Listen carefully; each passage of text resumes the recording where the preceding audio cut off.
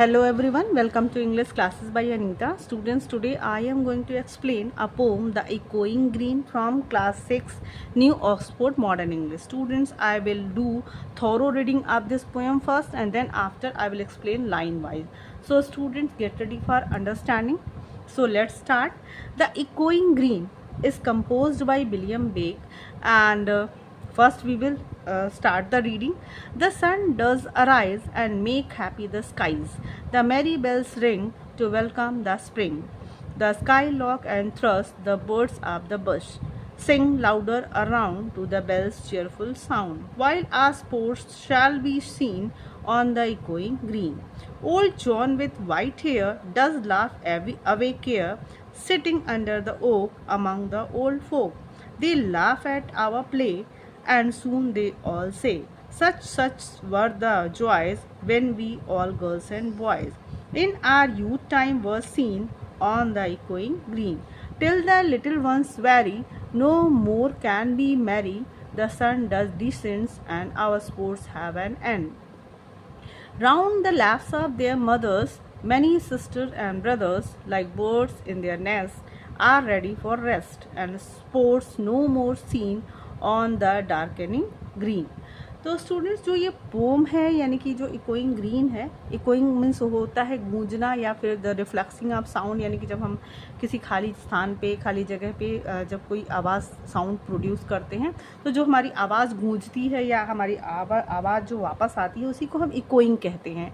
और यहाँ पे ग्रीन का मतलब है हरियाली, हरे मतलब प्रकृति या नेचर को ही एड्रेस किया गया है ग्रीन को लेकर, यानी कि जो हमारे आसपास जो ग्रीनरी है, हरियाली है, तो यहाँ पे इस ग्रीन को यानी कि ग्रीन की जो आवाज़ गूंज रही है, यानी कि जहाँ पे हरियाली होती है वहाँ पे बहुत सारी आवाज़ें गूंजती हैं, इको करती हैं. तो यहाँ पे कैसे हमारा जो ग्रीनरी है कैसे इको कर रहा है, नेचर को कैसे पोएट रिप्रेजेंट कर रहे हैं, तो इस पोएम में हम स्टार्ट पढ़ेंगे. और सेकेंड थिंग, जो विलियम ब्लेक हैं वो अपने इस पोएम में एक ओल्ड पर्सन के थ्रू अपनी नॉस्टैल्जिक मेमोरी को प्रेजेंट कर रहे हैं, यानी कि अपनी जो बचपन की यादें हैं उनको ताज़ा कर रहे हैं और इसको एक लाइफ साइकिल से भी कंपेयर कर रहे हैं कि जो हमारा लाइफ साइकिल है, यानी कि जो स्टार्टिंग में वो प्रेजेंट करते हैं कि सन राइज हो रहा है, उसके बाद सबसे लास्ट वाला जो स्टेंज है उसमें सन डूबता है, और यहाँ पे लाइफ साइकिल है कि बच्चा पैदा होता है, फिर यंग होता है, फिर बूढ़ा होता है और फिर उसके बाद उसके लाइफ का एंड हो जाता है. तो इस पोएम को लाइफ साइकिल से कंट्रास्ट किया गया, मतलब उसे कंपेयर किया गया है. तो चलिए पोएम को स्टार्ट करते हैं और इसकी हिंदी भी समझते हैं. द सन डज अराइज, यानी कि जो सूरज है वो उगता है, and make happy the skies, और जो आसमान को वो खुश कर देता है. And make happy the sky, यानी कि जो पूरा आसमान है वो सन के उगने से, सूरज के उगने से खुश हो जाता है. यानी कि जैसे एक छोटा सा बच्चा जब जन्म लेता है तो सारे लोग बहुत हैप्पी हो जाते हैं, बहुत खुश हो जाते हैं. इसी तरीके से जब सन उगता है, द सन डज अराइज, यानी कि जब सन उगता है तो and make happy the sky, यानी कि पूरे आसमान को, पूरे बादलों को, पूरे आसमान को इसको खुश कर देता है.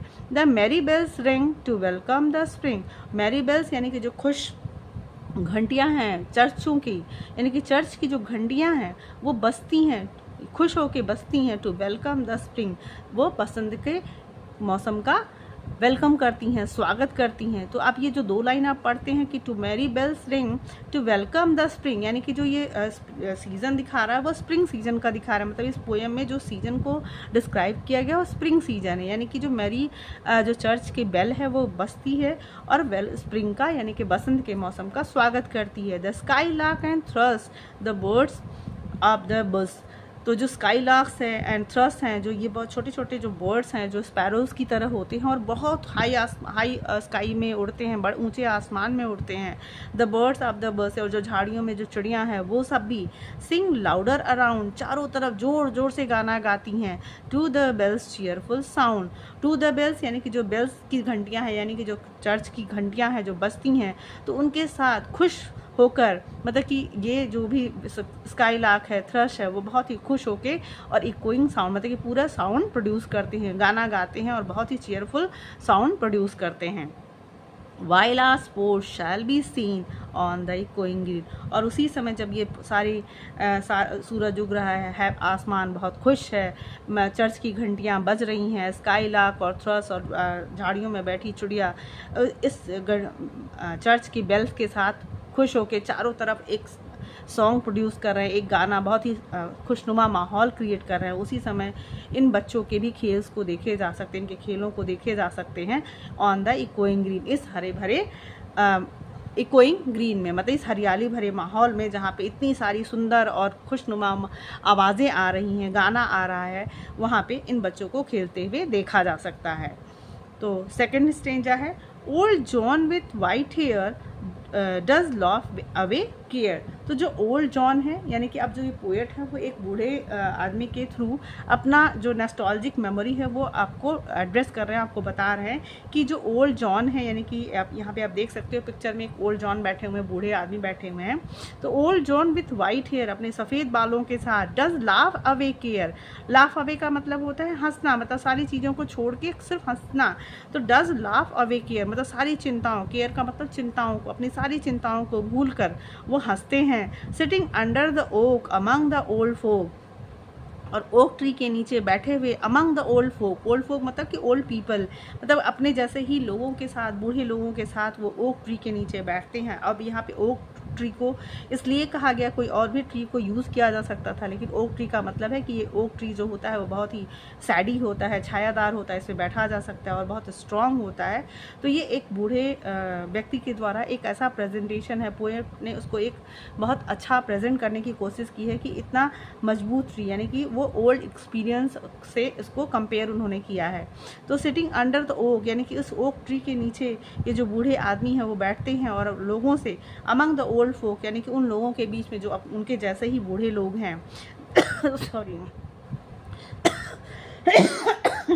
दे laugh at our play at soon they all say, और वो सब हमारे मतलब हमारे जो खेल है, यानी कि जो बच्चे खेल रहे हैं उस पर वो हंसते हैं। And soon they all say, और जल्दी ही वो कहते हैं कि such such were the joy when we all girls and boy, मतलब कि इसी तरीके का जो जॉय था, आनंद था, वो हम लोग भी उठाते थे जब हम लड़के और लड़कियां थे, यानी कि जब हम बच्चे थे तो हम भी ऐसा ही आनंद उठाया करता थे, ऐसे ही हम लोग खेलते थे, ऐसे ही इकोइंग ग्रीन में हम लोग टाइम अपना स्पेंड किया करते थे। In your our youth time were seen on the echoing green, और वो बूढ़े लोग कहते हैं कि जो हमारा यूथ टाइम है, यानी कि जब हमारा बचपना था, जो हम यंग थे, तो वो समय हम इन बच्चों में देख सकते हैं इस इकोइंग ग्रीन एटमॉस्फेयर में, यानी कि इस इकोइंग ग्रीन में, यानी कि जो हरा भरा हरियाली है जिसमें इको साउंड हो रहा है, हम अपने बचपन को, अपनी यंग एज को हम यहाँ पे याद कर सकते हैं और इसे हम इन बच्चों में अपनी जवानी देख सकते हैं।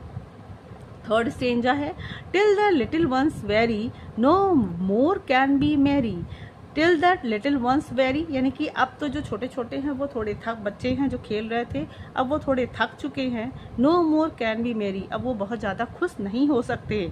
द सन डज डिसेंड, अब जो सन है, यानी कि अब आप यहाँ पे देख सकते हो कि जो यहाँ जो फर्स्ट स्टेंजा आप था, यहाँ पे दिखाया गया था कि सनराइज हो रहा है, यानी कि अगर हम इसको ह्यूमन लाइफ से कंपेयर करें तो यहाँ पे जो बच्चे का जन्म होता है तो लोग खुश होते हैं। फिर सेकेंड स्टेंजा में आपने देखा कि उनका जो बचपना है, यहाँ पे यंग एज की भी बात की गई, यानी कि जो लाइफ साइकिल है, यानी कि जन्म हुआ, बच्चा मतलब बड़ा हुआ, अब यहाँ पे यंग एज, अब यहाँ पे जो लास्ट स्टेंजा में है वो लाइफ के जो लास्ट जो समय है, लास्ट मोमेंट है, उसको दिखाया जा रहा है कि अब जब जैसे जैसे आदमी बूढ़ा होता है उसका शरीर थकता जाता है, तो जैसे ये बच्चे थक चुके हैं। Till the little ones weary, यानी कि अब जो छोटे बच्चे हैं वो थक चुके हैं। No more can be merry, अब वो बहुत ज़्यादा खुश नहीं हो सकते। द सन डज डिसेंड, अब जो सूरज है वो भी नीचे ढलता है। And our sports have an end, और जो हमारे खेल हैं, यानी कि जो बच्चों के गेम्स हैं, खेल हैं, जो स्पोर्ट्स चल रहे थे वो अब ख़त्म होने के कगार पे हैं। And our sports have an end, मतलब हमारा खेल अब खत्म होने वाला है। Round the laps of their mothers, अब वो अपने माँ के round the laps, laps means गोद ऑफ देयर मदर, मतलब कि अब वो अपने मदर की, अपने पेरेंट्स के गोद में वापस जाएंगे। मैनी सिस्टर्स एंड ब्रदर, जो कि यहाँ बहुत सारे भाई बहन जो खेल रहे थे अब अपने पेरेंट्स, अपने मदर के लैप में यानी गोद में वापस जाएंगे। Like birds in their nest are ready for rest, जैसे कि सारी चिड़िया पूरे दिन उड़ने के बाद, सारा काम करने के बाद वो वापस अपने नेक्स्ट में अपने घोंसले में थकने के बाद रेस्ट करने के लिए जाती है। उसी तरीके से ये सारे बच्चे खेलने के बाद अपनी मम्मा के गोद में, अपनी मदर की गोद में चले जाएंगे। And sports no more seen, अब फिर उनके खेल को नहीं देखा जा सकेगा ऑन द डार्कनिंग ग्रीन, क्योंकि अब जो ये इकोइंग ग्रीन था अब वो डार्कनिंग हो जाएगा, क्योंकि अब सन जो है वो डूब जाएगा, अंधेरा हो जाएगा और चारों तरफ जो ये हरा भरा माहौल था अब ये अंधेरा हो जाएगा और इनके खेलों को नहीं देखा जा सकेगा। तो स्टूडेंट्स, जो फर्स्ट स्टेज था उसमें लाइफ का जो फर्स्ट स्टेज है यानी कि जन्म है उसको दिखाया गया है कि जन्म के साथ ही लोग कितने खुश होते हैं और सारे लोग गाना गाते हैं और यहाँ पे जो सन है वो उगता है, उसी के साथ जो चर्च की घंटियाँ हैं वो खुश हो जाती हैं, बजती हैं, स्काई हैप्पी हो जाता है और स्काई लार्क, थ्रश और जो बसेस में जो भी चिड़िया बैठी थी वो गाना गाती हैं इन मैरी बेल्स के साथ, मतलब उनके साथ एक चीयरफुल साउंड प्रोड्यूस करती हैं। और फिर बच्चों के खेल को भी इन इकोइंग ग्रीन में देखा जा सकता है। सेकेंड स्टेंजा में है कि जो ओल्ड जॉन हैं, बूढ़े हैं, जो व्यक्ति हैं वो अपने वाइट हेयर के साथ हंसते हैं और अपनी सारी चिंताओं को भूल जाते हैं। एक ओक ट्री के नीचे अपने जैसे ही लोगों के साथ, बूढ़े लोगों के साथ बैठते हैं और वो अपने बच्चों के इस खेल पे हंसते हैं और वो कहते हैं, जल्दी ही वो ये भी कहते हैं कि वो लोग भी जब इतने छोटे थे, जब लड़के और लड़कियाँ हुआ करते थे तो वो लोग भी ऐसे ही इंजॉय किया करते थे। यानी कि यहाँ पे जो पोएट है अपने नॉस्टैल्जिक मेमोरी को प्रेजेंट कर रहा है। In our youth time were seen on the echoing green, मतलब कि इन बच्चों में हम जो इकोइंग ग्रीन में बच्चे जो साउंड प्रोड्यूस हो रहा है, जो बच्चे खेल रहे हैं उसमें हम अपना यूथ देख सकते हैं।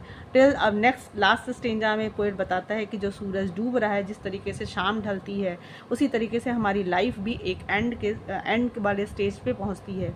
जैसे सन डूबता है उसी तरीके से हमारी लाइफ भी धीरे धीरे डूबती है और जैसे सन डूबता है तो उसका जो प्रकाश है वो धीरे धीरे कम होने लगता है, उसमें जो गर्मी है, एनर्जी है वो कम होने लगती है। इसी तरीके से इंसान का शरीर भी थक जाता है और उसके पास बहुत ज़्यादा ताकत नहीं होती है और धीरे धीरे वापस वो अपने एंड की तरफ पहुंचता है। तो जैसे सन डूबता है उसी तरीके से ये बच्चे थक चुके हैं, अब वो ज़्यादा खुश नहीं रह सकते और अपने मदर की गोद में वापस जाते हैं ताकि वो रेस्ट कर सकें। जिस तरीके से सारी चिड़िया अपने सारे दिन के दौड़ भाग के बाद वो अपने घोंसले में रेस्ट करने के लिए जाती है और अब उनका खेल नहीं देखा जा सकेगा क्योंकि अब चारों तरफ ये जो ग्रीनरी थी अब अंधेरे में बदल चुका है। William bake. तो स्टूडेंट, जो हमने इस पोएम को एक्सप्लेन किया, अब इसके थोड़ा सा हम लोग राइमिंग की बात भी कर लेते हैं। तो आप देख सकते हो कि इसका जो राइमिंग स्कीम है या राइमिंग है वो स्टडी राइमिंग है। Arise, skies, ring, spring, thrush, bush, around, sound, seen, green. तो इसी तरीके से यानी कि अगर हम इसको राइमिंग वर्ड्स में जाएंगे तो A B B C C D D आप इसको ऐसे कह सकते हैं। इसके अलावा कुछ फिगर ऑफ स्पीच भी है जैसे कि स्काइज, हैप्पी स्काइज, इसमें यानी कि पर्सोनिफिकेशन है।